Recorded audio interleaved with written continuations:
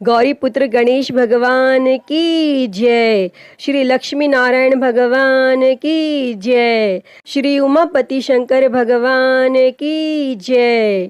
अन्नपूर्णा माता की जय।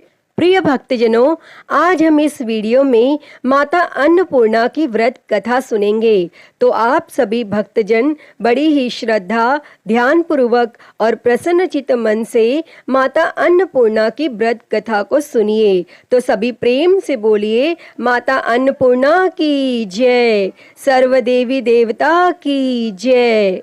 एक समय की बात है, काशी निवासी धनंजय की पत्नी का नाम सुलक्षणा था। उसे अन्य सब सुख प्राप्त थे, केवल निर्धनता ही उसके दुख का एकमात्र कारण थी। यह दुख उसे हर समय सताता रहता था।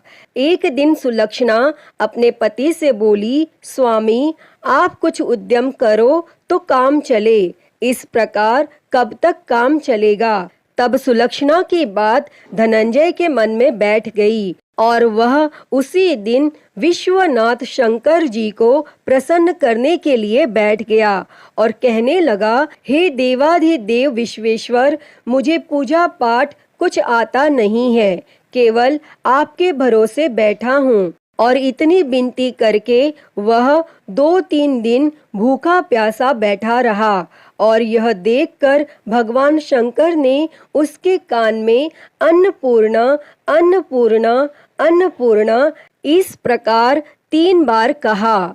और यह कौन क्या कह गया? और इसी सोच में धनंजय पड़ गया कि मंदिर से आते ब्राह्मणों को देखकर पूछने लगा, पंडित जी, अन्नपूर्णा कौन है? तब ब्राह्मणों ने कहा, तू अन्न छोड़ बैठा है, सो तुझे अन्न की ही बात सूझती है। जा घर जाकर अन्न ग्रहण कर।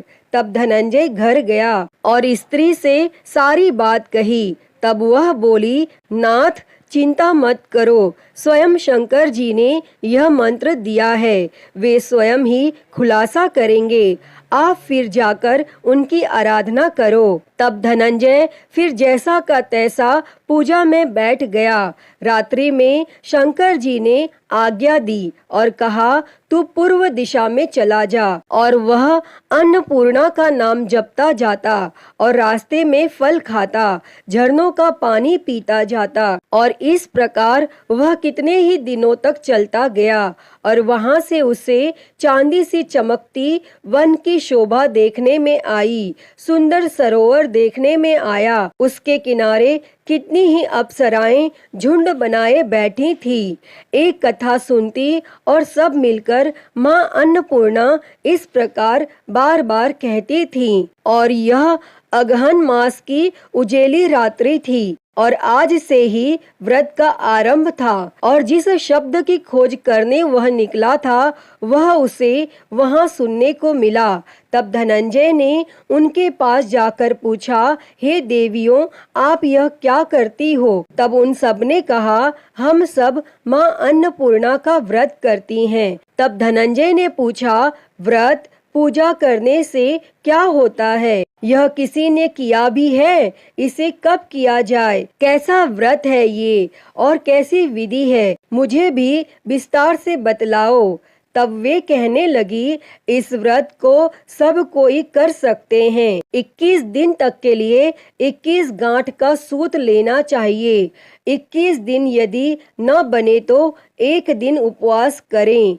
यह भी न बने तो केवल कथा सुनकर प्रसाद लें, निराहार रहकर कथा कहें। और कथा सुनने वाला कोई न मिले तो पीपल के पत्तों को रख, सुपारी या घृत कुमारी वृक्ष को सामने कर, दीपक को साक्षी कर, सूर्य, गाय, तुलसी या महादेव को बिना कथा सुनाए मुख में दाना न डाले। यदि भूल से कुछ पड़ जाए तो एक दिवस फिर उपवास करें और व्रत के दिन क्रोध न करें और झूठ न बोलें। तब धनंजय बोला, इस व्रत के करने से क्या होगा? तब वे कहने लगीं, इसके करने से अंधों को नेत्र मिले, लूलों को हाथ मिले, निर्धन के घर धन आए, बांझी को संतान मिले, मूर्ख को विद्या आए, और जो जिस कामना से व्रत करें माँ उसकी इच्छा पूरी करती हैं।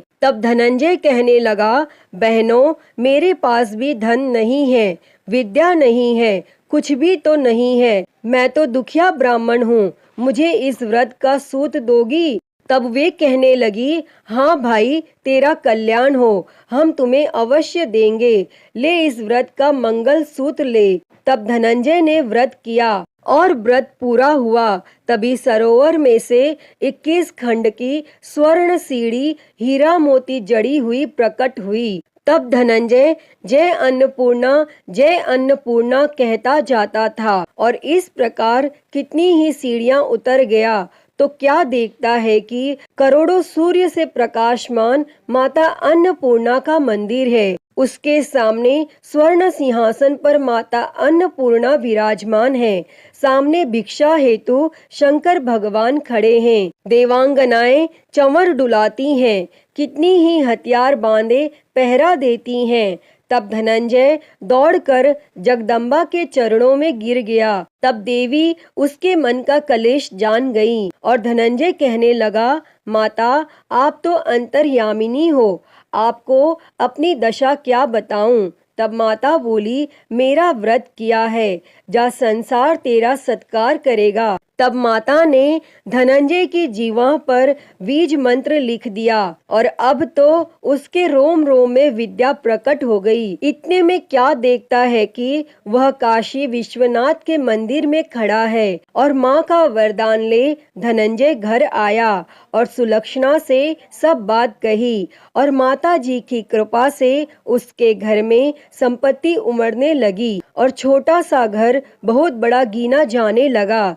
जैसे शहद के छत्ते में मक्खियां जमा होती हैं और उसी प्रकार अनेक सगे संबंधी आकर उसकी बड़ाई करने लगे और कहने लगे, इतना धन और इतना बड़ा घर, लेकिन सुंदर संतान नहीं तो इस कमाई का कौन भोग करेगा? क्योंकि सुलक्षणा से संतान नहीं है, इसीलिए तुम दूसरा विवाह करो। तब अनिच्छा होते हुए भी धनंजय को दूसरा विवाह करना पड़ा और सती सुलक्षणा को सौत का दुख उठाना पड़ा। इस प्रकार दिन बीतते गए। फिर अघन मास आया। तब नए बंधन से बंधे पति से सुलक्षणा ने कहलाया कि हम व्रत के प्रभाव से सुखी हुए हैं, इस कारण यह व्रत छोड़ना नहीं चाहिए और यह माता जी का प्रताप है जो हम इतने संपन्न और सुखी हैं। और तब सुलक्षणा की बात सुन धनंजय उसके यहाँ आया और व्रत में बैठ गया। तब नई बहू को इस व्रत की खबर नहीं थी और वह धनंजय के आने की राह देख रही थी। तब दिन बीतते गए और व्रत पूर्ण होने में 3 दिवस बाकी थे कि नई बहू को खबर पड़ी और उसके मन में ईर्ष्या की ज्वाला दहकने लगी थी और वह सुलक्षणा के घर आ पहुंची और उसने वहां भगदड़ मचा दी। तब वह धनंजय को अपने साथ ले गई। तब नए घर में धनंजय को थोड़ी देर के लिए निद्रा ने आ दबाया और इसी समय नई बहू ने उसके व्रत का सूत तोड़कर आग में फेंक दिया। अब तो माता जी का कोप जाग गया और घर में अकस्मात आग लग गई, सब कुछ जलकर खाक हो गया। तब सुलक्षणा जान गई और पति को फिर अपने घर ले आई। तब नई बहू रूठ कर पिता के घर जा बैठी और पति को परमेश्वर मानने वाली सुलक्षणा बोली, हे नाथ, घबराना नहीं, माता जी की कृपा अलौकिक है। पुत्र कुपुत्र हो जाता है पर माता कुमाता नहीं होती। अब आप श्रद्धा और भक्ति से आराधना शुरू करो, वे जरूर हमारा कल्याण करेंगी। तब धनंजय फिर माता के पीछे पड़ गया। फिर वहीं सरोवर पर सीढ़ी प्रकट हुई और उसमें माँ अन्नपूर्णा कहकर वह उतर गया और वहां जा माता जी के चरणों में रुदन करने लगा। तब माता प्रसन्न हो बोली, यह मेरी स्वर्ण की मूर्ति ले, उसकी पूजा करना, तू फिर सुखी हो जाएगा। जा, तुझे मेरा आशीर्वाद है। तेरी स्त्री सुलक्षणा ने श्रद्धा से मेरा व्रत किया है, उसे मैंने पुत्र दिया है। तब धनंजय ने आंखें खोली तो खुद को काशी विश्वनाथ के मंदिर में खड़ा पाया और वहां से फिर उसी प्रकार घर को आया। और इधर सुलक्षणा के दिन चढ़े और महीने पूरे होते ही पुत्र का जन्म हुआ और गांव में आश्चर्य की लहर दौड़ गई। और इस प्रकार उसी गांव के निसंतान सेठ के यहाँ पुत्र होने पर उसने माता अन्नपूर्णा का मंदिर बनवा दिया और उसमें माताजी धूमधाम से पधारी, यज्ञ किया और धनंजय को मंदिर के आचार्य का पद दे दिया। जीविका के लिए मंदिर की दक्षिणा और रहने के लिए बड़ा सुंदर सा भवन दिया। तब धनंजय स्त्री और पुत्र सहित वहां रहने लगा और माताजी के चढ़ावे में भरपूर आमदनी होने लगी। और उधर नई बहू के पिता के घर डाका पड़ा, सब लूट गया। वे भीख मांगकर पेट भरने लगे। और जब सुलक्षणा ने यह सुना तो उन्हें बुलावा भेजा और उन्हें अलग घर में रख लिया और उनके अन्न और वस्त्र का प्रबंध कर दिया। तब धनंजय, सुलक्षणा और उसका पुत्र माताजी की कृपा से आनंद से रहने लगे। अतः ही माता अन्नपूर्णा, जैसे आपने धनंजय और सुलक्षणा के भंडार भरे, वैसे ही इस कथा को कहते, सुनते और हुंकारा भरते सबके भंडार भरना। सभी के जीवन से गरीबी दूर कर उनके जीवन में धन संपत्ति और सुख समृद्धि देना।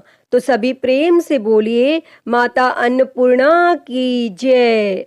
प्रिय भक्तजनों, तो मैं उम्मीद करती हूँ कि आपको आज की यह कथा पसंद आई होगी और अगर वीडियो अच्छी लगी हो तो इसे लाइक करें, ज़्यादा से ज़्यादा शेयर करें और कमेंट बॉक्स में माँ अन्नपूर्णा की जय लिखना ना भूलें। और महाकाल भक्ति ज्ञान चैनल को सब्सक्राइब कर नोटिफिकेशन बेल को ज़रूर ऑन कर लें। हर हर महादेव। धन्यवाद।